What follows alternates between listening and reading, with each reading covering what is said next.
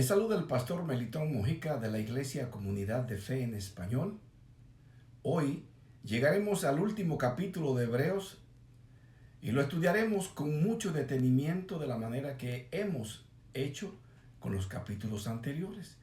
Hebreos, desde el capítulo 1 hasta el capítulo 11, contienen mucha doctrina dirigida a judíos que habían recibido el Evangelio, pero necesitaban recordar la superioridad del nuevo pacto.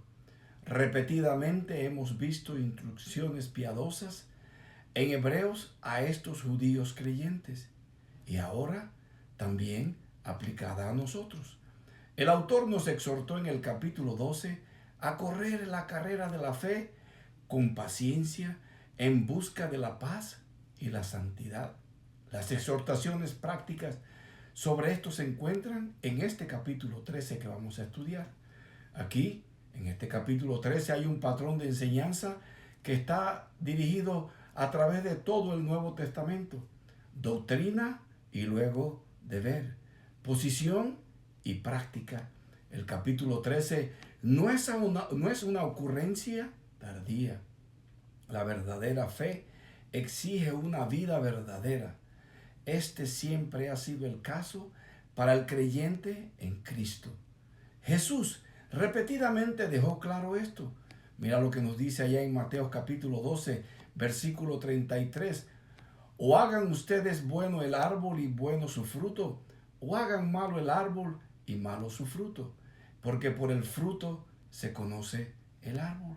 Mateo capítulo 7, versículo del 15 al 23 nos dice: cuídense de los falsos profetas que vienen a ustedes con vestidos de ovejas, pero por dentro son lobos rapaces. Por sus frutos los conocerán. ¿Acaso se recogen uvas de los espinos o higos de los cardos? Así, todo árbol bueno da frutos buenos, pero el árbol malo da frutos malos. Un árbol bueno no puede producir frutos malos, ni un árbol malo producir frutos buenos.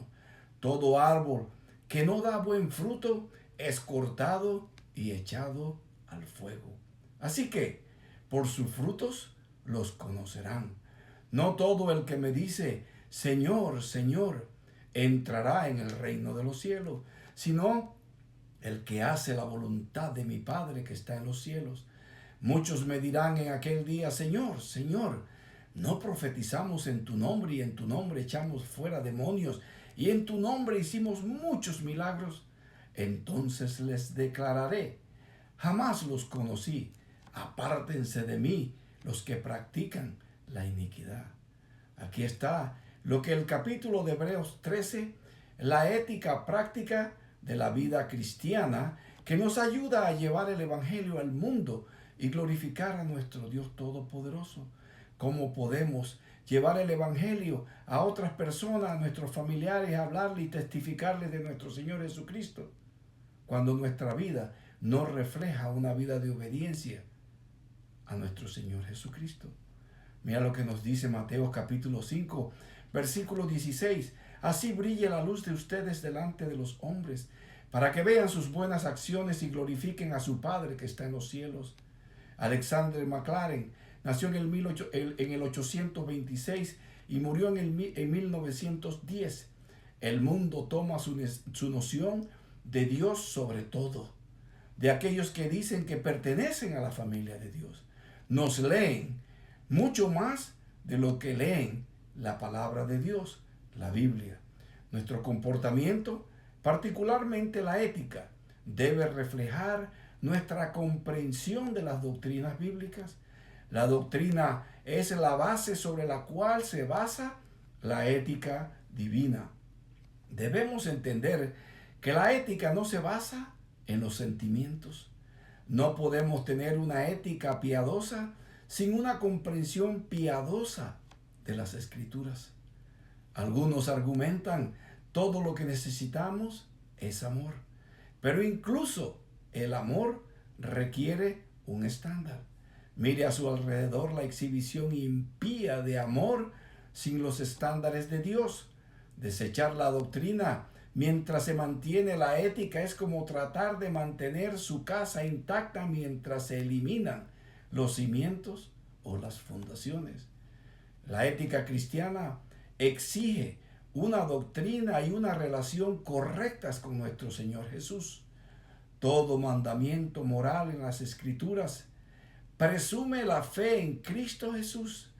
Ningún hombre puede vivir de acuerdo con los estándares de Dios sin el nuevo nacimiento y el Espíritu Santo. Como dice allá en esos versículos, yo soy el camino, yo soy la verdad, yo soy la vida. Nadie vendrá al Padre si no es por mí. Y si confesares con tu boca que Jesús es el Señor y que Dios lo levantó de los muertos al tercer día, serás salvo.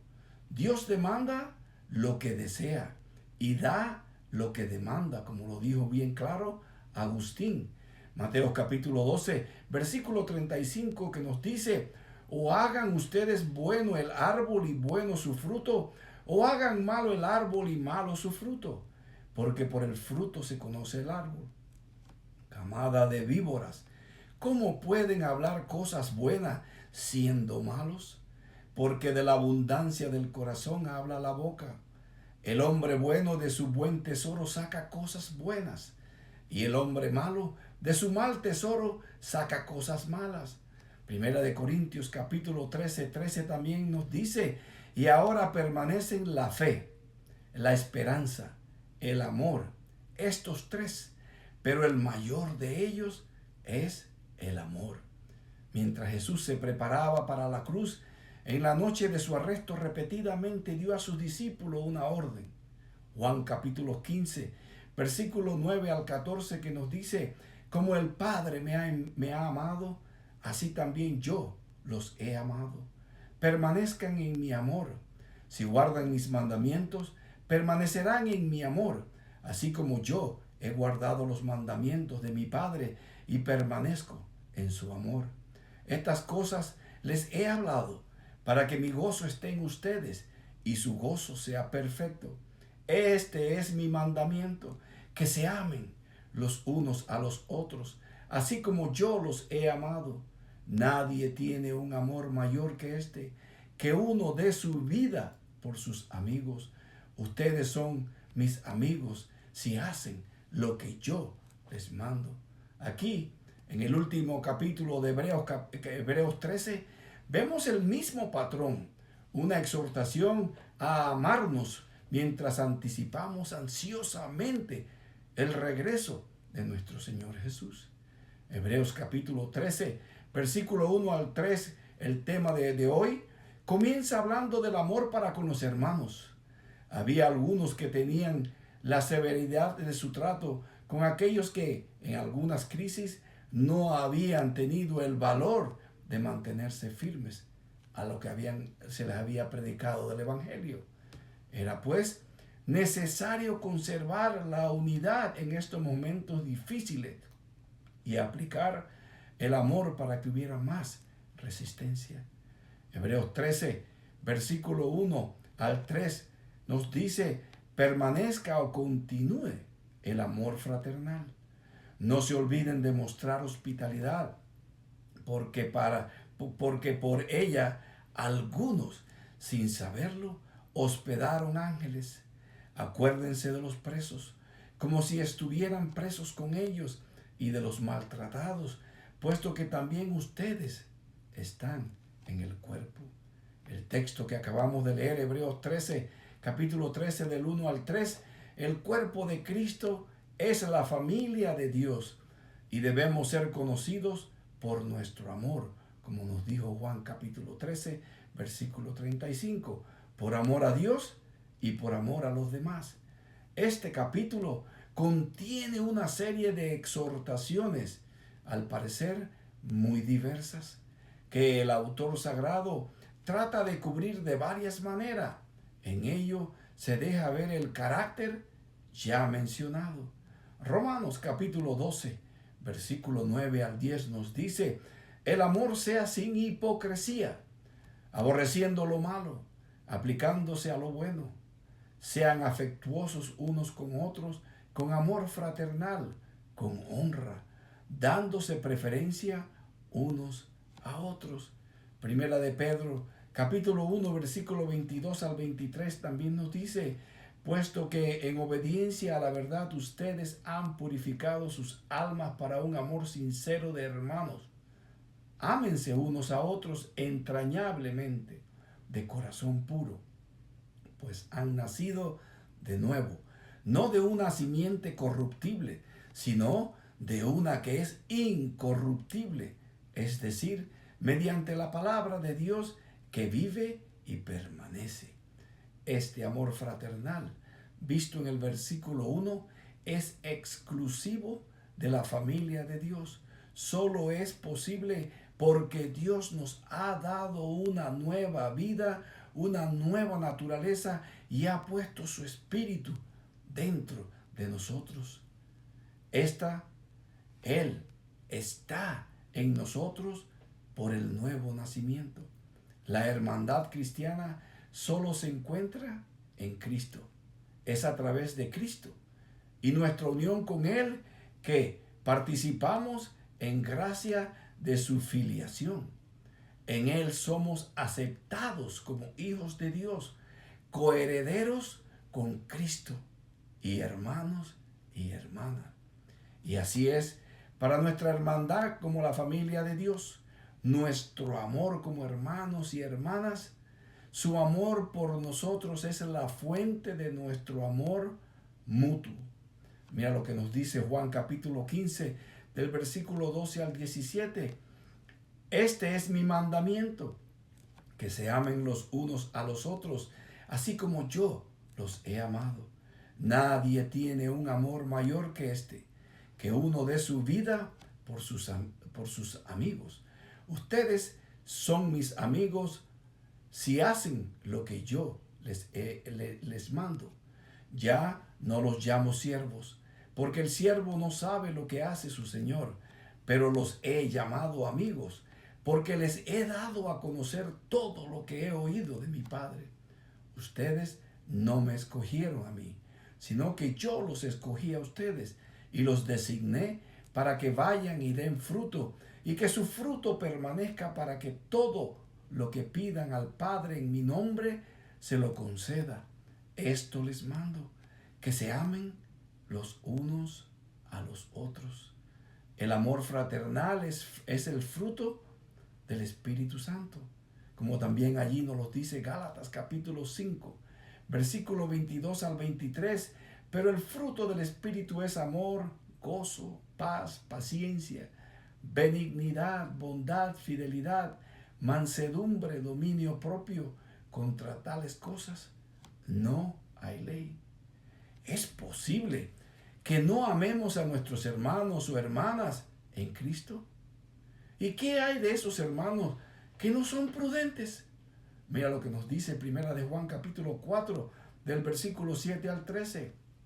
Amados, amémonos unos a otros, porque el amor es de Dios, y todo el que ama es nacido de Dios y conoce a Dios.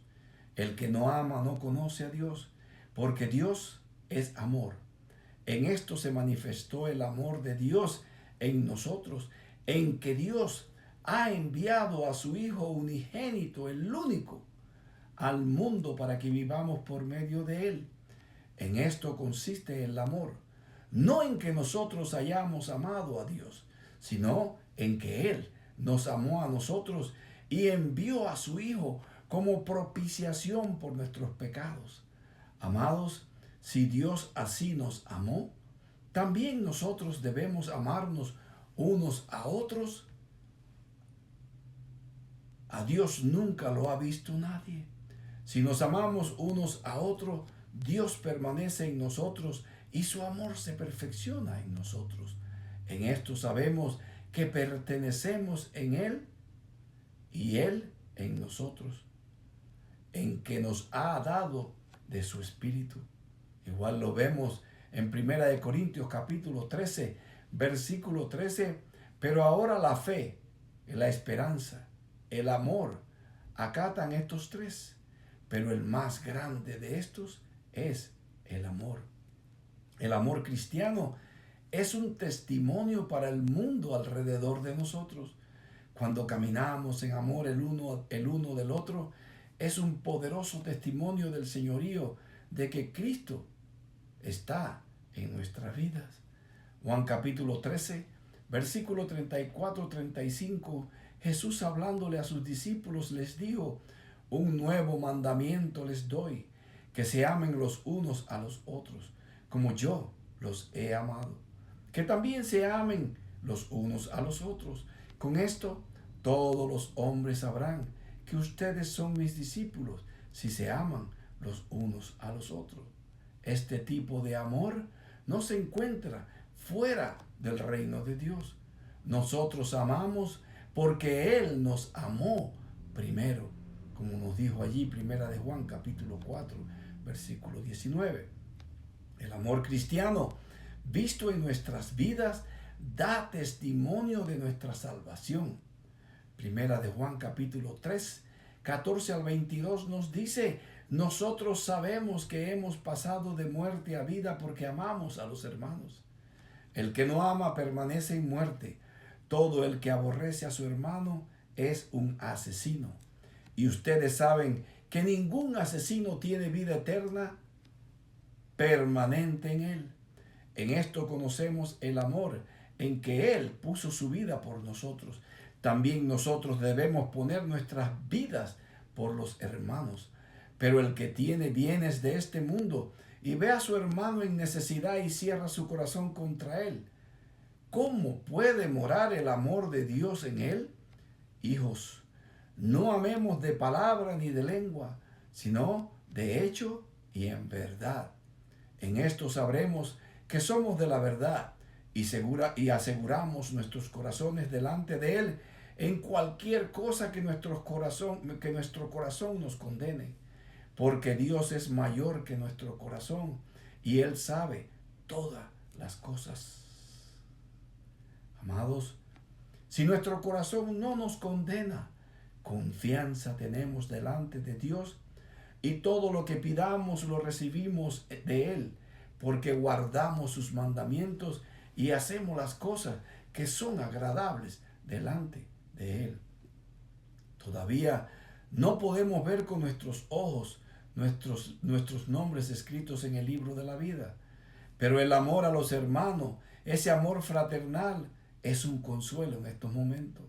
Amar a tus hermanos y hermanas en Cristo es una clara evidencia de tu salvación. Y es difícil en momentos a veces. Mira lo que dice el Salmo capítulo 100, el Salmo 133. Miren cuán bueno y cuán agradable es que los hermanos habiten juntos en armonía. Es como el óleo precioso sobre la cabeza, el cual desciende sobre la barba de Aarón, que desciende hasta el borde de sus vestiduras. Es como el rocío de Hermón, que desciende sobre los montes de Sión, porque allí mandó el Señor la bendición, la vida para siempre. Dejemos que continúe el amor por los hermanos, como nos dice y nos exhorta el versículo 13 de Hebreos y el versículo 1. Nuestro texto se refiere a la existencia del amor fraternal, sino también a su mantenimiento. Deje que el amor fraternal continúe como hermanos. Aquí está la idea de perdurar en el amor en tiempos de dificultades. Una pregunta: ¿es esencial el amor fraternal para el creyente? Claro que sí, la respuesta es correcta. Pero, ¿qué acerca de esos hermanos y hermanas que no son prudentes o nos sacan de la paz espiritual en muchas ocasiones? Una cosa me viene a la mente en la última oración del capítulo 12. Recuerden que esto, cuando se escribió, no fueron escritos en capítulos y versículos como lo tenemos en nuestra Biblia hoy. Ahí como dice, porque nuestro Dios es fuego consumidor. Entonces, el versículo 1 del capítulo 13, que contiene el amor a los hermanos. Jesús nos advirtió también en Mateo capítulo 24 acerca de los últimos días como un momento en que el amor de muchos se enfriaría. Luego continuó diciendo, pero el que persevere hasta el fin será salvo. Qué bendición tan grande la palabra del Señor, la perseverancia en las cosas del Señor. Juan capítulo 13, versículo 1, como nos dice allí ahora, antes de la fiesta de la Pascua, Jesús, sabiendo que había llegado su hora de partir de este mundo al Padre, habiendo amado a los suyos que estaban en él, en el mundo, los amó hasta el fin. Ama a los demás, incluso a esos hermanos o hermanas que encontramos no prudentes, que a veces nos sacan de nuestra paz espiritual. Para que el amor fraternal continúe, debemos perdonarnos mutuamente. Esta no es una opción para el cristiano. Mira lo que nos dice allí Mateo capítulo 6, versículo 14 y 15. Porque si ustedes perdonan a los hombres sus transgresiones o sus faltas y delitos, también su Padre Celestial les perdonará a ustedes. Pero si no perdonan a los hombres, tampoco su Padre les perdonará a ustedes sus transgresiones o sus faltas o delitos. Perdonar significa dejarlo ir, liberarnos de esa carga que nos extiende y nos tiene atado, y esa amargura que nos lleva por no perdonar. Bienaventurados los misericordiosos, porque ellos recibirán misericordia, como nos dice allí en Mateo capítulo 5 y el versículo 7. Si te das cuenta de cuánto te ha perdonado Dios en Cristo, es más fácil perdonar a tu hermano desde lo más profundo de tu corazón. ¿Cómo podemos ser despiadados cuando hemos recibido tanta misericordia? Mira lo que nos dice el puritano Tomás Manton. Nació en el 1620, murió en el 1677. No hay ninguno tan tierno con los demás como aquellos que han recibido misericordia, porque saben cuán gentilmente Dios ha tratado con ellos. En el versículo 2 del capítulo 13 de Hebreos, ahora no se olviden de mostrar hospitalidad, porque por ella algunos sin saberlos hospedaron ángeles. De esta virtud de la hospitalidad dice Trencher: quizá los hebreos estaban en peligro de descuidarla a causa de la dificultad de sus circunstancias. No lo olvidemos nosotros por las razones inversas: el exceso de comodidades en nuestra civilización occidental. Jesús ilustra el perdón con una parábola muy interesante. Mateo capítulo 18, versículo 21 al 35 nos dice: entonces, acercándose Pedro, preguntó a Jesús: Señor, ¿cuántas veces pecará mi hermano contra mí que yo haya de perdonarlo? ¿Hasta 7 veces? Jesús le contestó: no te digo hasta 7 veces, sino hasta 70 veces 7. Por eso el reino de los cielos puede compararse a cierto rey que quiso ajustar cuentas con sus siervos. Al comenzar a ajustarlas, le fue presentado uno que le debía 10,000 talentos, equivalentes a 216 toneladas de plata. Pero no teniendo él con qué pagar, su señor ordenó que lo vendieran, junto con su mujer e hijos, y todo cuanto poseía, y así pagará la deuda. Entonces el siervo cayó postrado ante él, diciendo: tenga paciencia conmigo, y todo se lo pagaré. Y el señor de aquel siervo tuvo compasión, lo soltó y le perdonó la deuda. Pero al salir aquel siervo encontró a uno de sus consiervos que le debía 100 denarios, equivalentes al salario de 100 días. Y echándole mano, lo ahogaba, diciendo: paga lo que debes? Entonces su consiervo, cayendo a sus pies, le suplicaba: ten paciencia conmigo y te pagaré.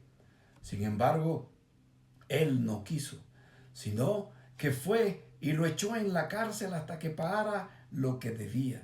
Así que cuando sus consiervos vieron lo que había pasado, se entristecieron mucho y fueron y contaron a su señor todo lo que había sucedido. Entonces, llamando al siervo, su señor le dijo: siervo malvado, te perdoné toda aquella deuda porque me suplicaste. ¿No deberías tú también haberte compadecido de tu consiervo, así como yo me compadecí de ti? Y enfurecido su señor lo entregó a los verdugos hasta que pagara todo lo que debía. Así también mi Padre Celestial hará con ustedes si no perdonan de corazón cada uno a su hermano. Mira lo que nos dice John Wesley, tratando con un general Oglethorpe, fundador de la Georgia colonial. Oglethorpe dijo: nunca perdono. Respondió Wesley: entonces espero, Señor, usted nunca peca. Una actitud humilde nos mantendrá alejado de muchas ofensas. Una persona orgullosa piensa todo y todos lo tienen en la mira. La razón de esto es que la persona orgullosa solamente piensa en ella misma. Mira lo que nos dice Hebreos capítulo 13, versículo 3 ahora nos dice: acuérdense de los presos como si estuvieran presos con ellos, y de los maltratados, puesto que también ustedes están en el cuerpo. Necesitamos buscar del Espíritu las aplicaciones modernas del amor fraternal. Puede ser algo tan sencillo como llevar una comida a una familia que sufre enfermedad o que ha perdido un ser querido. Puede incluir el proveer alimentos o ropa a hermanos necesitados.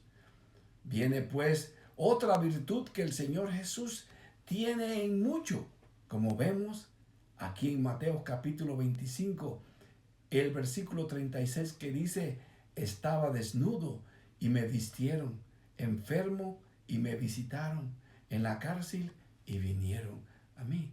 Leamos cómo describe la palabra el amor verdadero aquí en las Escrituras.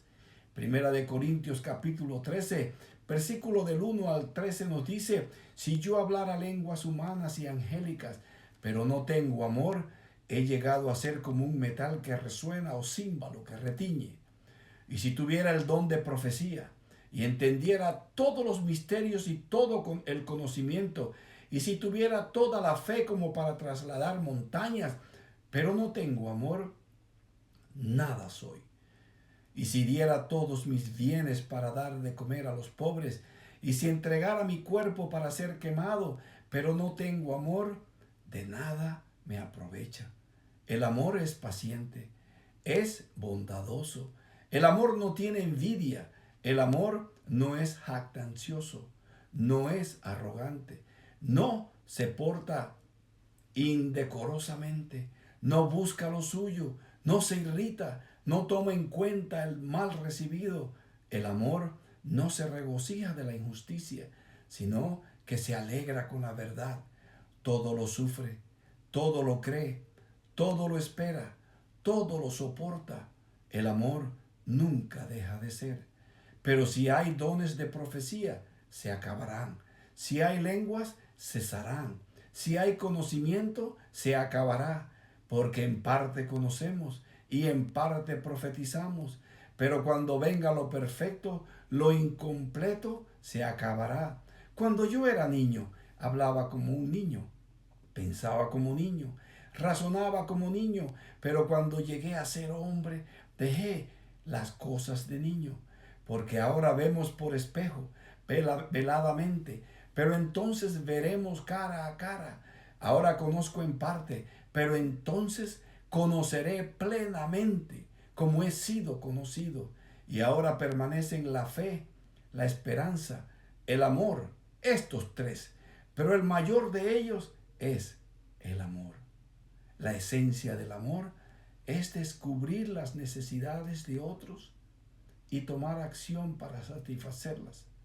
Hace falta en nuestros días que las iglesias sean conocidas por su amor fraternal, como nos dice Juan, capítulo 13, versículo 35. En esto conocerán todos que son mis discípulos, si se tienen amor los unos por los otros.